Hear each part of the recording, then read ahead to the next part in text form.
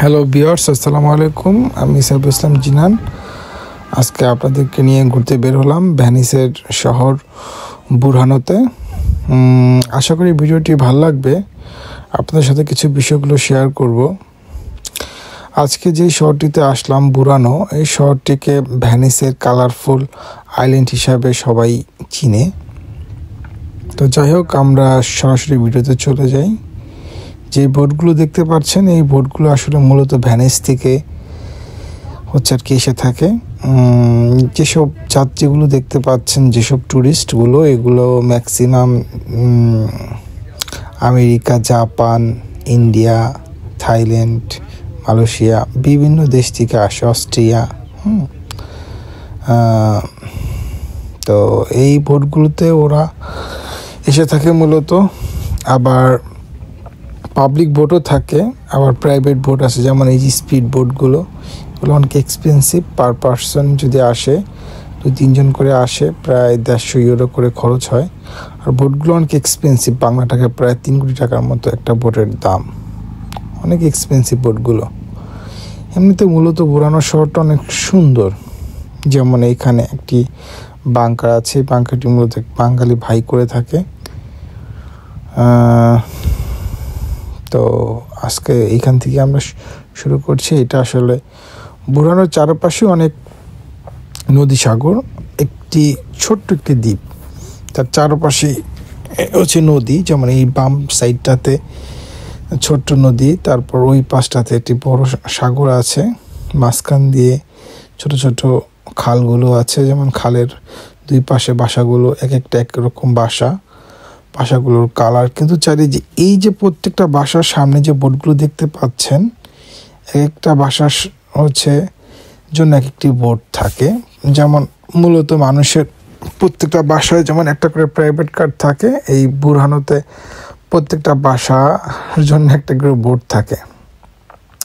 বাসার যে কালারগুলো দেখতে পাচ্ছেন, লাল, ব্লু, হলুদ, এগুলো কিন্তু আপনি মন চাইলে আপনার মন মতো যে একটি কালার করতে পারবেন, ওই রকম কিছু না।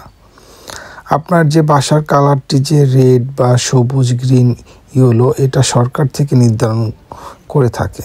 ওই অনুযায়ী আপনার বাসার কালার করতে হবে। সরকার থেকে আপনাকে একটি সার্টিফিকেট দেয় যে বাসার জন্য এই কালারটি তারা নির্ধারণ করে থাকে। ওই অনুযায়ী কিন্তু আপনি আপনার বাসার কালার করতে হয়। তো যাই হোক, এই যে বড় গম্বুজটি দেখতে পাচ্ছেন, এটি আসলে বুরহানোর মূল পয়েন্ট। এটা একে বলে পিয়াসা। এটার চারপাশে রেস্টুরেন্ট থাকে, কিছু বাংকার জাতীয় সব থাকে। যেমন এই পাশে একটি বাংকার, এইখানে থেকে মানুষ টুকিটাকি কিছু কিনে থাকে। আর এটা গির্জা বড়, যেটা এটা কাজ চলতেছে। এমনিতে মূলত বুরহানোতে আজকে যে পরিমাণ টুরিস্ট আপনারা দেখতে পাচ্ছেন, এটা মনে করেন 20 ভাগের 1 ভাগ। এটার মূলত সিজন হয় যে মানুষ যে এখানে বুরহানোতে ঘুরতে আসে, এটার সিজনটা আপনার শুরু হয় আপনার ফেব্রুয়ারি থেকে আপনার নভেম্বরের 15 তারিখ পর্যন্ত এইখানে একটা সিজন থাকে। এই সিজনটাতে এখানে বিভিন্ন দেশ থেকে মানুষ ঘুরতে আসে। আসলে ঘোরার জন্য চমৎকার একটি জায়গা, না দেখলে আসলে বিশ্বাস করা যাবে না। অনেক সুন্দর জায়গা বুরহানো, চোখ ধাঁধানো অনেক সৌন্দর্য এখানে আছে। মানুষ আসলে এমনিতে বলে না যে আসলে ইটালি অনেক সুন্দর, আসলে ট্যুরিস্টদের জন্য ইটালি বেস্ট। আর এইখানে বুরহানো জিনিসটা আসলে অন্যরকম একটি বিষয়। এই যে এই স্টেশনটা দেখতে পাচ্ছেন, এটা বোট স্টেশন। আমাদের যেমন বাস স্টেশন থাকে, ওদের বোট স্টেশনের পাবলিক। এখানে যারা পাবলিক ট্রান্সপোর্ট মানে বোটগুলো ব্যবহার করে থাকে, প্রত্যেক 10 মিনিট পর পর বোট থাকে। এখান থেকে টর্চেলো যাওয়া যায়। তারপর আপনার ফেরোবিয়া, যেমন ভেনিসের ঘাট, এখান থেকে ভেনিস যাইতে আপনার মূলত 40 মিনিট লাগে এই বোটগুলোতে। এগুলো এখানের পাবলিক বোটগুলো। আমাদের যেমন বাস থাকে, এখানে যেমন বোট এই যে ব্রিজটা দেখতে পাচ্ছেন, এটার ওই পাশে হচ্ছে মাঝজরবো। মাঝজরবোটা অনেক সুন্দর। যাই হোক, আজকে আমরা মাঝজরবো যাব না, আজকে আমরা বুড়ানোটাই আপনাদের সাথে শেয়ার করব বিষয়গুলো।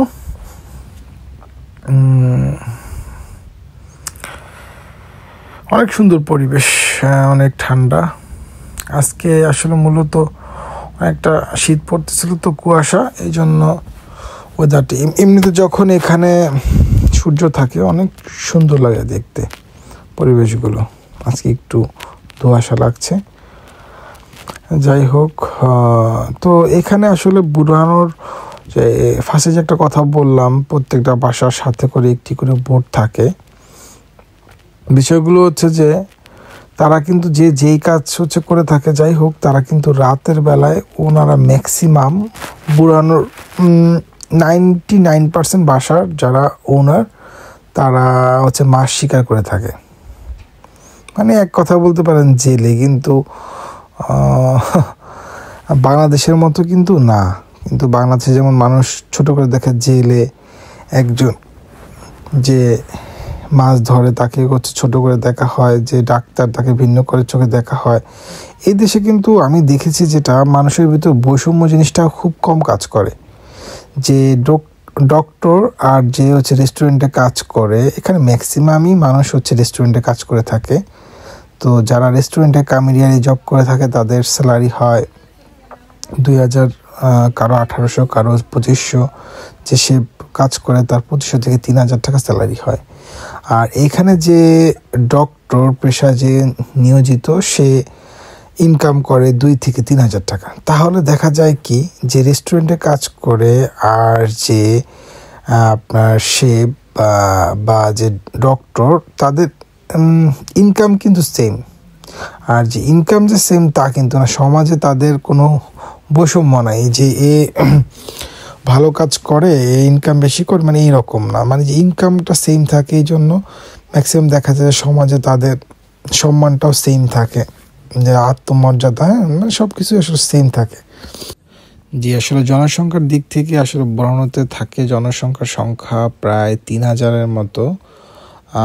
আর বাসার সংখ্যা, যে বাসাগুলো দেখতে পাচ্ছেন, আসলে বাসার সংখ্যা এখানে প্রায় হচ্ছে 1200 থেকে 1500-এর মতো। তো দেখা যায় ম্যাক্সিমাম বাসায় আসলে আপনার 2 জনের বেশি থাকে না। বাসাগুলো আসলে ছোট ছোট বাসা হয়ে থাকে। আমাদের বাংলাদেশের মতো দেখা যাচ্ছে ছোট একটা রুমের উপরে ভিতর দিয়ে একটি সিঁড়ি থাকে, তার উপরে একটি হচ্ছে বাসা, মানে তার হচ্ছে আরেকতলা, ম্যাক্সিমাম 2 তলা 3 তলা হয়ে থাকে বাসাগুলো। এমনিতে বাসা স্পেস ভিতর অনেক ছোট।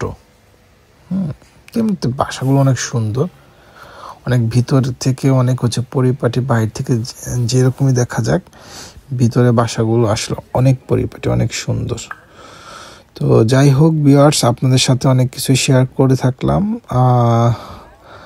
আর আপনাদের সাথে মনে হয়তো বলেছি, এখানে বাঙালি থাকে, হচ্ছে বাঙালি ফ্যামিলি থাকে, 3টি ফ্যামিলি থাকে। এছাড়া আসলে বাঙালি, ইন্ডিয়ান, পাকিস্তান আসলে এখানে তেমন একটা দেখা যায় না। ম্যাক্সিমাম হচ্ছে ইটালিয়ান থাকে। তারপর তাদের ব্যবহারটা অনেক আন্তরিক, তার অনেক দিক থেকে অনেক মানুষগুলো অনেক ভালো, শান্তশিষ্ট, মানুষকে অনেক মূল্যায়ন করে, অনেক ফ্রেন্ডলি। তো যাই হোক, আপনাদের সাথে অনেক কথাই শেয়ার করলাম।